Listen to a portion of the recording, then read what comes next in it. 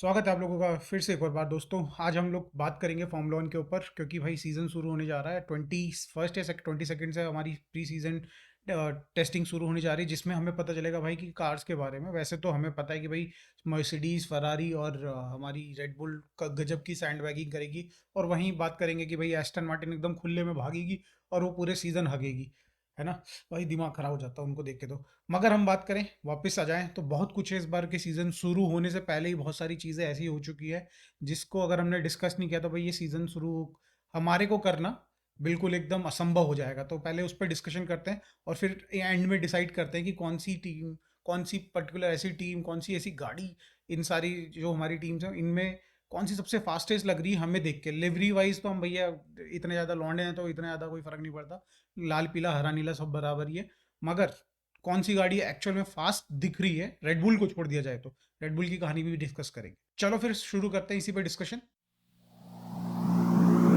One, two, three, four. तो सबसे पहले बात करेंगे उस टॉपिक के ऊपर जो कि भाई पूरा का पूरा सीजन पलट सकता है। और वो टॉपिक ना तो हैमिल्टन का जाना फरारी में है या फिर बेसिकली रेडबुल का जीरो पॉड, मगर वो रिलेटेड है रेडबुल से ही। वो है क्रिश्चियन हॉर्नर का, उसके ऊपर होने वाली इन्वेस्टिगेशन। भाई इन्वेस्टिगेशन चल रही है और ये चीज़ आई बिलीव पिछले सीजन ही कुछ इसके न्यूज़ आने लग गए थे। मगर ये किस चीज़ पे रिलेटेड है अभी तक ये इंफॉर्मेशन मीडिया में शेयर नहीं करी गई है कि क्या एक्चुअल में क्रिश्चियन हॉर्नर ने किया है। Is it a sexual harassment क्या, या फिर ये किसी तरीके से प्रेशर बनाया गया है, किसी तरीके से फिजिकली हरास किया गया है अपने एम्प्लॉय को। मतलब ये कुछ भी आपका अभी इन मीडिया के सामने कुछ भी नहीं है।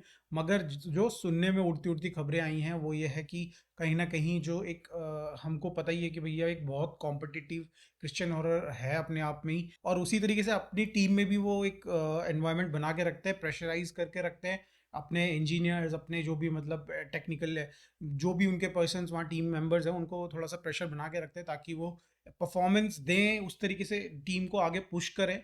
और वो दिखता भी है भाई, जिस तरीके से उन्होंने 2 लगातार सीजन जीत लिए हैं, उससे पहले भी 4 जीते हुए हैं। तो कुल मिला के मतलब बहुत ज़बरदस्त एज अ मैनेजर वो रहे हैं, और इसी चीज़ का खामियाजा उनकी टीम को भुगतना पड़ रहा है। थोड़े प्रेशराइज हो जाते हैं ऐसी सिचुएशन में, और शायद से यही एक रीज़न सुनने में आ रहा है कि भाई थोड़ा सा ज़्यादा गुस्सैल कह सकते हो या फिर ज़्यादा प्रेशर क्रिएट कर दिया उन्होंने टीम में, जो कि बाकी टीम मेंबर्स को कुछ पसंद नहीं आया।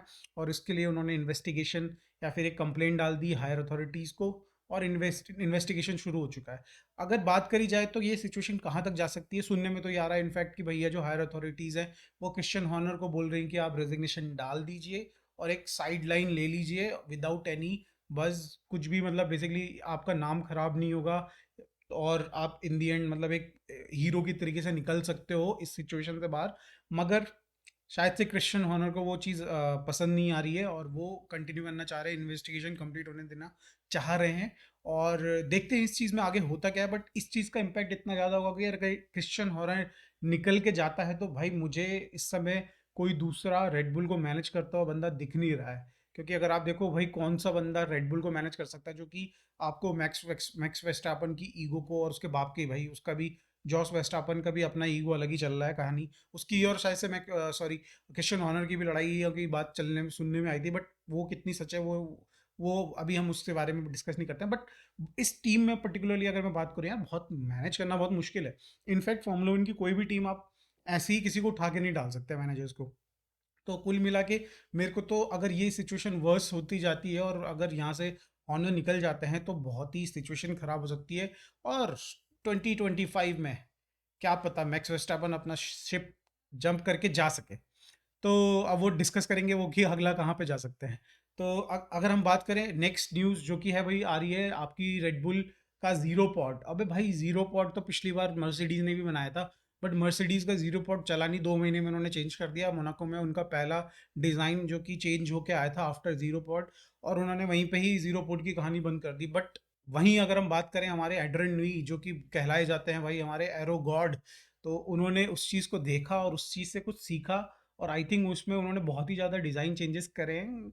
आप देख लीजिए टेक्निकली भाई जो पॉड का जो ऊपर वाला प्लैंक है वो बेसिकली मर्सिडीज का नीचे हुआ करता था, वो रेड बुल ने ऊपर लिया और शायद से उसकी वजह से उनको कुछ एडवांटेज मिलेगा। और वैसे भी अगर हम देखी जाए तो रेड बुल ने ये बेसिकली उनके करंट डिजाइन में उसी फिलोसफी पे जीरो पॉड को इंटीग्रेट किया है, ऐसा देख के लग रहा है, ऐसा बहुत कुछ एकदम बिल्कुल ही हटके नहीं गए हैं। वहीं अगर हम बात करें बाकी की पूरी ग्रिड रेड बुल को फॉलो कर रही है, रेड बुल ने भाई पूरा का पूरा गेम बदल दिया है। और ये गेम बदल दिया है तो बिल्कुल ही ऐसा लग रहा है कि बिल्कुल काम हो जाएगा इस बार भी। तो फर्स्ट मुझे तो लग रहा है भाई वही मैक्स वेस्टापन और रेड बुल का रहेगा, बाकी पेरेस कुछ कर पाता तो ठीक है। मगर डिस्कशन की बात ये आती है कि भाई अब सेकंड कौन आएगा, सबसे बड़ी बात ये है सेकंड टीम कौन सी फास्टेस्ट लग रही है आपको विजुअली अगर देख के। तो मैं पर्सनली बोलूँ तो मुझे मैं चाहता तो था कि एस्टन मार्टिन हो, बट और वो पिछले सीजन में रही भी थी स्टार्टिंग के कुछ रेसेस में। मगर इस सीजन में क्लियरली देख के मुझे पर्टिकुलरली ये लग रहा है कि भाई मैक्लेरिन सबसे ज़्यादा क्लोजेस्ट है रेड बुल के, बिकॉज क्योंकि अगर आप उनके डिज़ाइंस देखो तो काफ़ी हद तक फॉलो कर रहे हैं आपकी रेड बुल को। बट अब ये चीज़ जो आपकी टेस्टिंग होगी, प्री सीजन टेस्टिंग, उसमें पता चलेगी। और जो दूसरी आपकी फर्स्ट रेस शुरू होगी उसमें एक्चुअल में पता चलेगा कि भाई मैक्लेरन कितना क्लोज है। बट मुझे लगता है कि कंपैरेटिवली मर्सिडीज फरारी के आपकी थोड़ा सा मुझे लगता है कि मैक्लेरन को एडवांटेज देखने में तो लग रही है। वहीं अगर बात करी जाए थर्ड टीम कौन सी हो सकती है, तो फरारी मुझे लग रहा है कि भाई फरारी के चांसेस काफ़ी अच्छे हैं इस बार। और काफ़ी देख के तो बहुत अच्छी लग रही है, मतलब लिवरी वाइज भी मुझे सबसे प्यारी फरारी ही लग रही है इस टाइम पे। ठीक है, अब हम बात कर लेते हैं भाई आपका एलिफेंट इन द रूम। भाई लुइस हैमिल्टन ने अपना आखिरी सीजन इस बार मर्सिडीज के साथ करेंगे और वो है भाई उसके बाद जा रहे हैं फरारी में। मतलब ये एक बहुत ही सैड न्यूज़ कह सकते हैं मर्सिडीज के लिए, क्योंकि भाई एक बहुत ही लेजेंडरी पर्सन अगेन भाई जब से मर्सिडीज ने अपना गेम शुरू किया था उन्होंने, मतलब 2012 में शायद से उन्होंने फर्स्ट मर्सिडीज रॉसबर्ग के साथ, और हैमिल्टन ने मतलब 12 में ज्वाइन किया था, ध्यान से आ रहा मुझे ऐसा कुछ। तो उस टाइम पे मतलब वो सीज़न उन्होंने बिल्ड किया था हैमिल्टन ने मर्सिडीज़ का था। और उसके अगले सीज़न में आके जैसे ही हमारे ये टर्बो इंजन्स और ये जो हमारा V6 वाला जो एरा आया, इस पे जब स्विच हुई तो इन्होंने फोड़ दिया बिल्कुल ही। तो मतलब कुल मिला के तब जब से इनको सक्सेस मिलने शुरू हुई है तब से हैमिल्टन उनके साथ है। और अभी तक मुझे लग रहा है कम से कम 12 या 11-12 साल हो चुके हैं उनको साथ में काम करते करते। और एक अंडरस्टैंडिंग हो जाती है यार, एक आप फैक्ट्री से लेके आप अपनी टीम के मेंबर्स तक में एक अंडरस्टैंडिंग हो जाती है कि ये पर्सन का क्या अब में किस क्या मूड रहता है, कैसा रहता है, या फिर उसके बाद किस तरीके की, मतलब अगर आप बात करो यार इंजीनियर्स तक को पता चल जाता है कि भाई इसकी क्या ड्राइविंग स्टाइल है। तो वो सारी कुछ लेके अब वो जाएगा बंदा फरारी में। और भाई वहाँ पे मुझे लगता है कि भाई कुछ गजब ही होने वाला है इस बार फरारी में तो, क्योंकि यार हमने जब भी देखा फरारी में बढ़िया ड्राइवर्स रहे हैं, बट एक ही बढ़िया ड्राइवर रहा है। इस बार होगा कि भाई उल्टा, इस बार होंगे दोनों के दोनों टॉप लेवल यार। लेक्लर थोड़ा सा अभी भी मैं बोलूँगा लुइस हैमिल्टन थोड़ा सा नीचे है, बट सीखने के लिए बहुत कुछ मिलेगा लेक्लर को यहाँ पे। तो कुल मिला के यार मेरे को तो लग रहा है भाई फरारी 25 में कुछ डिफरेंट करने जा रही है। और सुनने में भी यही आ रहा है कि उनका डेवलपमेंट फोकस इस बार का भाई नेक्स्ट जो रूल चेंजेस हो रहे हैं उसमें है। और इस बार का उन्होंने बहुत ज़्यादा कुछ कर नहीं रहे डेवलपमेंट। तो होपफुली ऐसा लग रहा है कि मतलब 25 में कुछ धमाकेदार होने जा रहा है। और आप लोग भी देखिएगा, क्योंकि भाई उसके बाद मर्सिडीज में खाली जगह हो जाएगी, भाई कौन आएगा वहाँ पे। और जैसे मैंने पहले भी बोला था कि रेड बुल में अगर वो जो हॉर्नर वाला केस उल्टा सीधा कहीं जाता है सिचुएशन में, तो भाई ऑब्वियसली वेस्टापन शायद से स्विच करके मर्सिडीज आ सकते हैं। वहीं अलोंजो के लिए भी जगह बन सकती है, वहीं पे नॉरिस भी स्विच कर सकता है मैक्लेरन से। भाई बहुत बड़ी कहानी हो जाएगी पर वो, बट अभी हम डिस्कस करते हैं उसको थोड़ा सा सीजन में आगे बढ़ेगी गाड़ी तो उसी टाइम पे बात करेंगे। तो मेरे हिसाब से तो ये सीज़न का भाई बहुत ही इंटरेस्टिंग स्टार्ट हुआ है 2024 का। और मेरे को लगता है कि मैं जब भी मैं मतलब 5-6 सीज़न से देख रहा हूँ, इतना इंटरेस्टिंग स्टार्ट किसी सीज़न का नहीं रहा है। ऑब्वियसली पिछले सीज़न में भाई अलोंसो ने बिल्कुल ही एकदम धुआं मचा दिया था बिल्कुल मिड सीज़न में।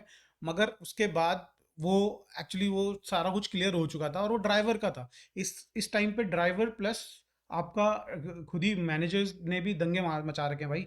तो कुल मिला के मतलब बहुत इंटरेस्टिंग होगा ये सीज़न और देखते हैं इसको कंटिन्यू करेंगे। हम लोग भी ब्रूज एंड बेंटर पे फॉर्मूला 1 को कंटिन्यू करेंगे, क्योंकि बिकॉज ऑब्वियसली पिछले सीज़न हमने थोड़े से रेसेस करने के बाद हमें समझ में आ गया था कि भाई उतनी ज़्यादा रीच नहीं मिल रही है। बट इस सीज़न हम पूरा का पूरा फुल ट्राई देंगे अपना, और सारी की ट्राई करेंगे कि सारी की सारी रेसेस को कवर करें। तो आप लोग भी प्लीज़ सपोर्ट दिखाइएगा, वीडियो अच्छी लगी होगी तो लाइक करिएगा, चैनल को सब्सक्राइब करिएगा। मिलते हैं नेक्स्ट वीडियो में, बाय।